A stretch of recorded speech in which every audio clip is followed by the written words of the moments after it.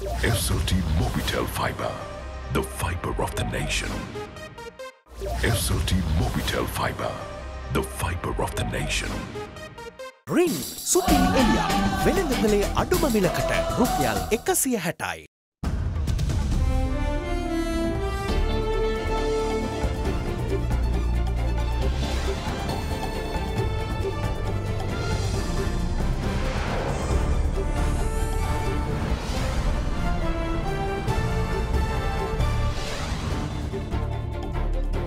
Tonight, questions. An expert recommends seeking help from the IMF to address Sri Lanka's debt issues. Debt restructuring takes a long time. Time to start right now. However, the central bank governor doesn't see the need. We will settle it up front with a discount that they will be able to provide for us. But not all are convinced. But at some stage, we've got to bite the bullet. There is always some. The Health Ministry mulls the possibility of mandatory vaccination as the first phase of child vaccinations set to expand across the Western Province tomorrow. Teething troubles. The COVID home treatment program to be made more efficient. To manage these patients successfully, Health Ministry is going to launch a website within a few days' time. Spoof. Rumours of a social media group of the so-called ISIS dispelled. All that and much more coming up on First at 9, this Sunday the 26th of September 2021. දසනකාන්තී චූර්ණය සහිත lever ආයුෂ් දන්තාලේපය දත්වල ඇති ප්‍රශ්න 10ක් වලකයි. From AdaDerana, this is AdaDerana First at 9. Live from Studio 24 in Colombo. Good evening, welcome to First at 9, I'm Dhammike Kanaka. Arguments for and against seeking help from the International Monetary Fund in dealing with Sri Lanka's financial issues were put forth at a webinar yesterday. Now, while a former acting chief economist of the World Bank Group suggested going to the IMF with a program consensually devised within the country, Central Bank Governor Ajit Cabral just didn't see a need for IMF involvement and debt restructuring. He even revealed that international investment banks are told that Sri Lanka is willing to settle the debt maturing in January ahead of time. However, not all are confident, as former Prime Minister and leader of the United National Party Ranil Wickremesinghe expects an imminent crisis. I think what we need is a dedicated team in the country working possibly with an external firm that specializes in debt restructuring to prepare the ground for a debt restructuring program. I think the main effort needs to come from inside the country. Suppose we are able to reach that domestic political consensus around fiscal deficit reduction or a fiscal consolidation program. That's the point at which Sri Lanka could then approach the IMF and invite them to participate in this program. They should not be going to the IMF out of desperation and then asking them for support. On the contrary, this is Sri Lanka saying, look, this is our country-owned adjustment program. We're going to do it, whether you like it or not. The question is, do you want to be with us or do you want to be against us? I will tell you frankly, from inside these organizations like the IMF and the World Bank, this is what they prefer. The more important thing is that a program with the IMF enables Sri Lanka to get budget support from the World Bank and the Asian Development Bank. And the most important aspect, if the IMF supports this program, that's a signal of confidence to the international community, and that can invite other investors. Our experience has been that debt restructuring takes a long time. So that just tells me that it's time to start right now.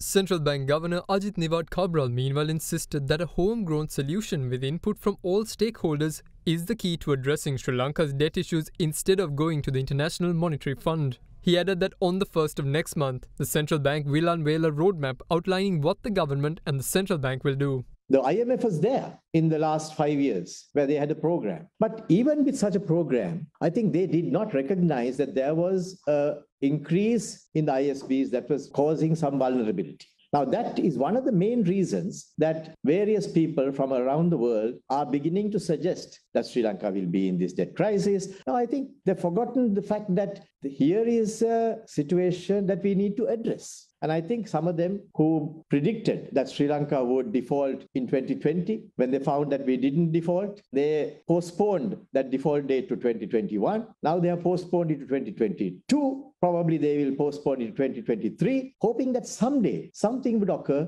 that would not allow Sri Lanka to pay the debt. We will not need to do a restructuring. We will pay all the creditors on time, like what we have done so far. Already, I have told many of the international investment banks that if they do have a scheme where we can settle the January 2022 international sovereign bond, that we will settle it up front with a discount that they will be able to provide for us. So that's the confidence that we want to give them. In the meantime, former Prime Minister and leader of the United National Party Ranil Wickremesinghe warned of a looming crisis. I was also told when I checked up that the lockdown opening is being delayed because we were not able to pay for the diesel. Now we paid for the diesel. Diesel is on its way. So if it doesn't come on the 1st, then they'll have to put it off for somewhere mid-October. What we are facing today, there are two issues. One is a global debt problem. The second is basically a Sri Lankan debt problem. So global debt problem, we won't know how good or bad it will be in 2022. All that depends on whether COVID is controlled or not. It doesn't look as if we controlled in Africa and many other developing countries. But nevertheless, now all the main countries have appointed IMF as the contact point for countries. One is that. Second is how do we get out of the problems we have faced? And that has nothing to do with the global conditions. For instance, the total of the world foreign exchange reserves between COVID-19, between first quarter 2020 to the same period next year has gone up from about 11 trillion into about 12 trillion. But Sri Lanka is one country in which the foreign exchange reserves have come down. That's the question. So it all revolves around how do we deal with the foreign exchange? That's the main crisis. And from there, we have to go ahead. But as far as I am concerned, I can see a big crisis coming, which the government can drag out for a year or two. But at some stage, we've got to bite the bullet. Now then, before long, the government will have to make a decision on whether vaccination against COVID-19 should be made mandatory or not. This is the view of Minister of Health Kehliya Rabukwala, as unvaccinated factions are undermining others' right of not to be infected by exerting or exercising, I should say, their own rights. The national vaccine rollout, meanwhile, is now extended to children as well, and tomorrow it will be expanded all across the Western province. Sri Lanka's vaccine program has come a very long way in the relatively short period of time. After being launched on the 29th of January this year, the Health Ministry now says that 100% of people above the age of 30 have been covered with at least a single dose of the vaccine against COVID-19. Further, 98% of that population is fully vaccinated. It means the island has been able to come on the verge of completing the first phase of the vaccine rollout in under 8 months. Now, the prime focus is the 20 to 29-year age group. But simultaneously, the inoculation of children has also commenced. The first phase, however, only covers children above the age of 12 with comorbidities, and it got underway on Friday at the Lady Ridgeway Hospital for Children in Colombo and the teaching hospitals of Anuradhapura and Kurunegala. And from tomorrow, it is set to expand. සෞඛ්‍ය අධ්‍යක්ෂ ජෙනරාල්තුමා අපිට දැනුම් දීලා තියෙන්නේ හෙට සිට බස්නාහිර පළාතේ හැම මූලික රෝහලක් සහ ඊට ඉහළින් නැති රෝහල් පද්ධතියේ දිස්ත්‍රික් ජෙනරල් රෝහල් සහ ටීචින් හොස්පිටල් මෙව එන්නත ලබා දෙනවා. මේ දැන් බස්නාහිර පළාතට ඇවිල්ලා කඩිමුඩියේ ගාල් ඉන්න කෙනෙකුට එන්නත ලබා ගැනීමේ අවශ්‍යතාවයක් නැහැ. මොකද එම ස්ථානවලට අනිවාර්යයෙන්ම දවස් කිහිපයක් ඇතුළත එන්නත් කරන්නේ ඒ ස්ථානවල පවා ලබා ගැනීමට අවස්ථාව තියෙනවා. In the meantime, despite a majority of eligible people being inoculated, health officials say that some continue to be vaccine averse. This aversion to the vaccine is especially seen among people of the age 20 to 29-year age group.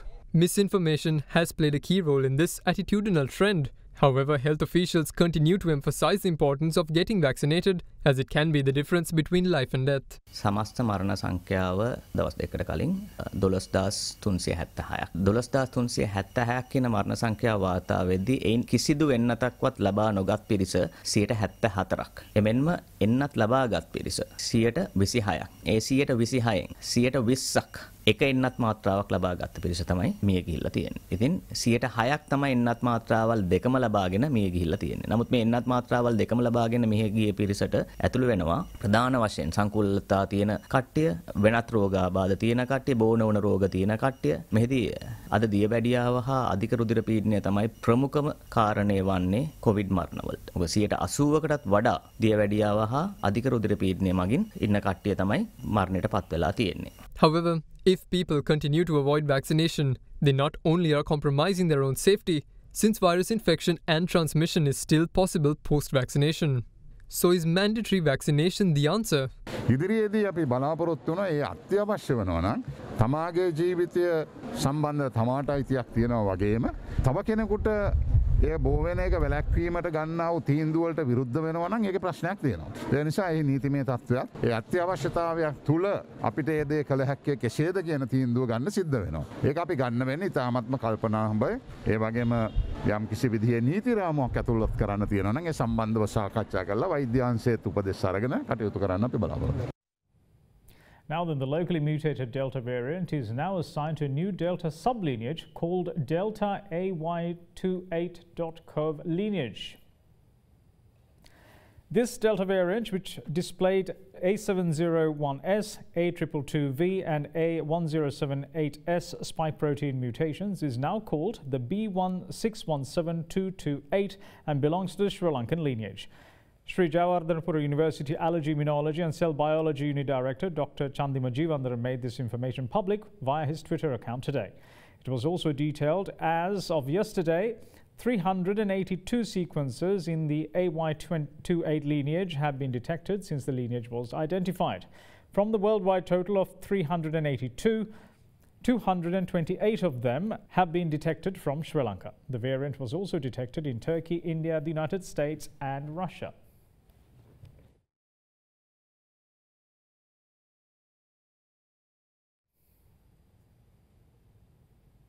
It was announced today that measures are in the pipeline to make the COVID home treatment program more efficient.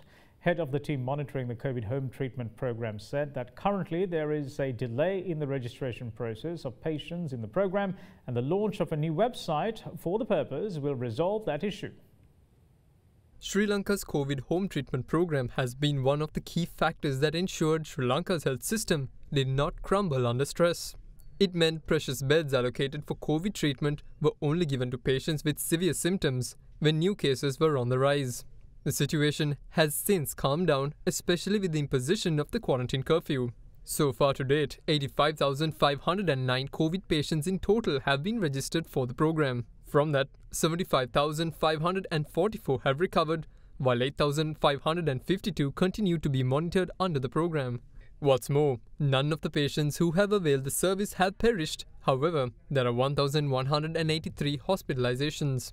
And now, there are measures in place to make the program more efficient. One gap we have identified is patients are getting late when they inform to the medical officer of health, either through PHIO or the telephone calls, because they all are busy with their lot of COVID management schedules. Identifying this problem and as well as to give some relief to the medical officers of health to manage this patient successfully, Health Ministry is going to launch a website very soon, within a few days' time. And this website will be open to the public once they get sick and your disease is confirmed as COVID symptom. You can register into this system. The ministry will take the responsibility of informing your illness and your details to the medical officer of health of your area, and then that medical officer will select you into this system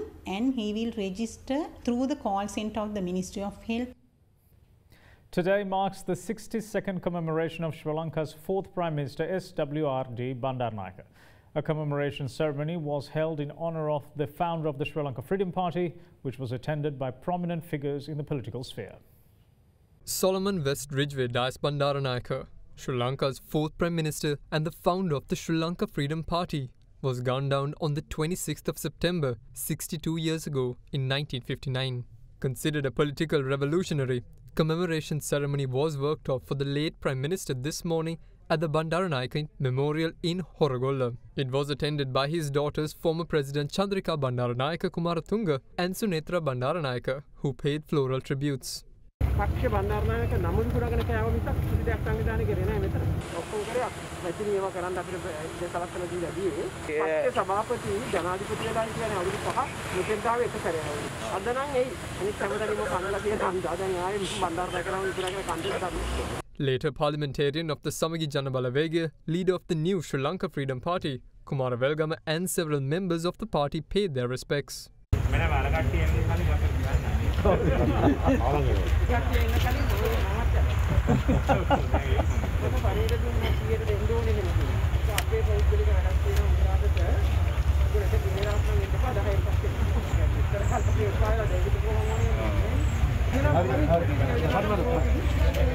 Subsequently, chairman of the Sri Lanka Freedom Party, former President Maithripala Sirisena, and other members of the party also paid floral tributes to late PM SWRD Bandaranaike's memorial. අද අපි ශ්‍රී ලංකා නිදහස් පක්ෂයේ විදිහට අපි රජයේ සමග ඉතාම ඉහළ සහයෝගයෙන් කටයුතු කරනවා වගේම බණ්ඩාරනායක මැතිතුමාගේ දර්ශනය තුල එතුමාගේ ප්‍රතිපත්ති අනුව කටයුතු කිරීම තමයි බණ්ඩාරනායක මැතිතුමාට අපි කරන ලොකුම ගෞරවය කියලායි අපි විශ්වාස කරන්නේ. ඉදිරි දේශපාලන ගමන තුල ශ්‍රී ලංකා නිදහස් පක්ෂය වෙනම තරම් කරන්නේ නැද්ද? We will see you shortly on the other side of this break. Stay with us.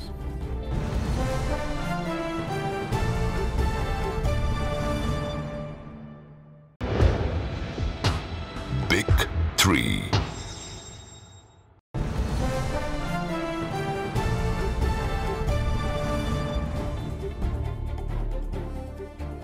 Welcome back. You're watching First at 9. Now, Foreign Minister Professor G.L. Pires has held talks with South Africa's Minister for International Relations and Cooperation, Dr. Naledi Pandor, I should say, on the island, on the sidelines of the 76th session of the United Nations General Assembly. During the bilateral talks held on Friday, the Foreign Minister has said that Sri Lanka closely looked at South Africa's rich experience and unique history in the areas of reconciliation and truth. While noting that many aspects were particular to South Africa's own national experience, he had noted that Sri Lanka had carefully reflected on some aspects of this experience. Minister Pires had briefed his South African counterpart about Sri Lanka's own initiatives, including its own Office of Missing Persons and Office of Reparations, and their contribution towards Sri Lanka's post-conflict development and national unity. The South African Minister of International Relations and Cooperation, meanwhile, had highlighted that South Africa was pleased to share their experiences and lessons with countries looking to address post-conflict issues. Minister Pandor had added that South Africa continued to learn lessons in addressing past human rights abuses and on issues related to reparations.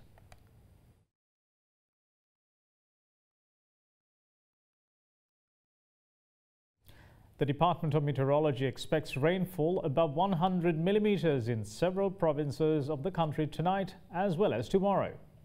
The Indian Meteorological Department announced today that a cyclone named Gulab had developed in the northwest of Bay of Bengal yesterday. The department said it has begun its landfall process in India this evening. According to the department officials, the cyclone is likely to cross North Andhra Pradesh in South Odisha coast as a cyclonic storm with maximum sustained wind speeds of 75 to 85 km per hour, gusting to 96 km per hour during the next few hours. Meanwhile, the officials of the Department of Meteorology in Sri Lanka confirmed to First at 9 that there is no direct impact from the cyclone. However, that there can be heavy rainfall above 100 millimeters in several areas along with strong winds. There's no direct effect. However, with this system, southwesterly wind flow has strengthened across Sri Lanka.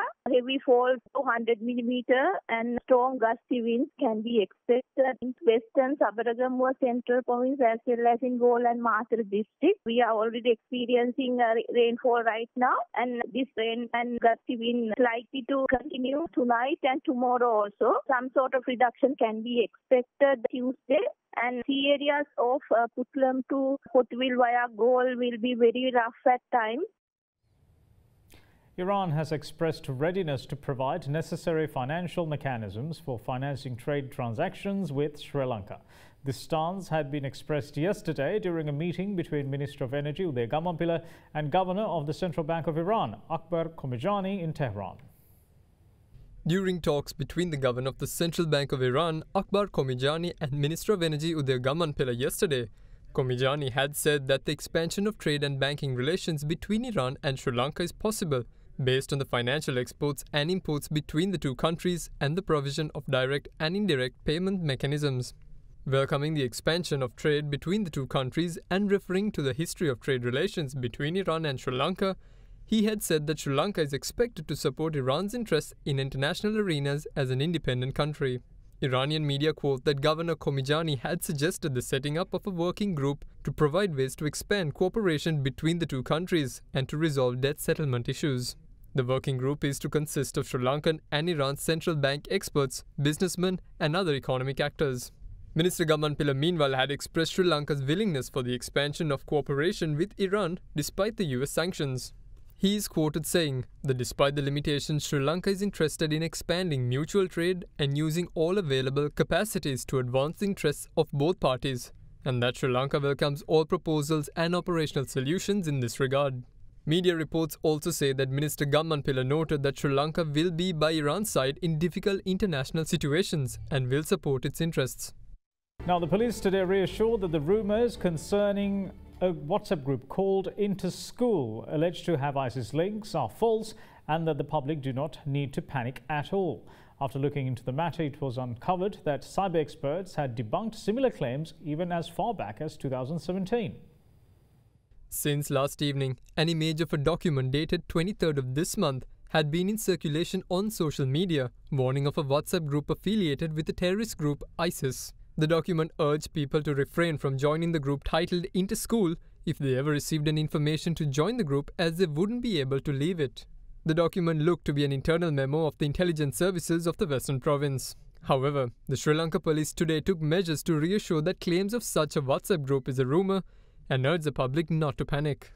Police media spokesperson SSP Nihal Talduwa said that the document on the relevant WhatsApp group was obtained on an unconfirmed fact. He added that the message shared on WhatsApp is of information received by the security forces and that was forwarded for further investigations. SSP Talduwa then went on to say that such notifications are common within the police department. However, upon looking further into the matter, the rumours about the WhatsApp group had been in circulation on social media even far as back as 2017. Cyber experts and fact-checking websites had already debunked the claim back then as well, saying that similar rumours had been in circulation in different forms.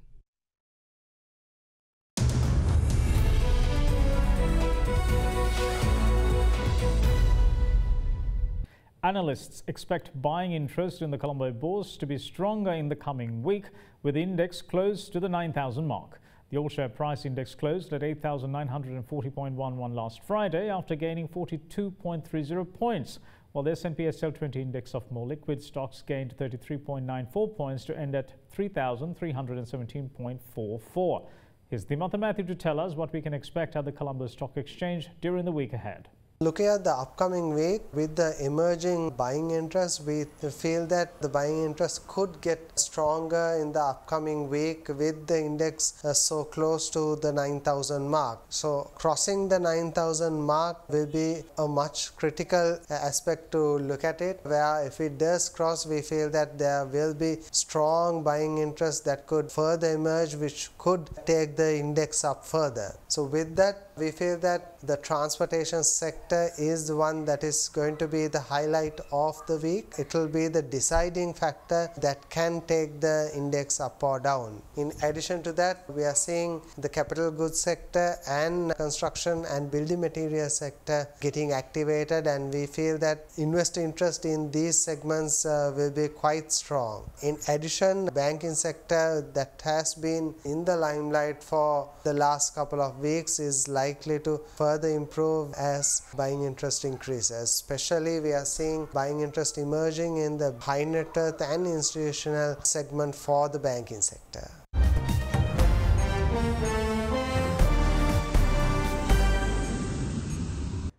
Iceland is set to make history by becoming the first European country to elect a female majority parliament. According to projections based on the final election results, 33 of the 63 seats in parliament were being won by women. Now, this would mark an increase of 9 seats from the last election in 2017. According to data from the Inter-Parliamentary Union, no other European country has breached the 50% threshold, with Sweden coming closest at 47%. Unlike some other countries, Iceland does not have legal quotas on female representation in parliament, though some parties do require a minimum number of candidates be women. The country has long been considered a leader in gender equality and was ranked the most gender equal nation in the world for 12th year running in a World Economic Forum report released in March.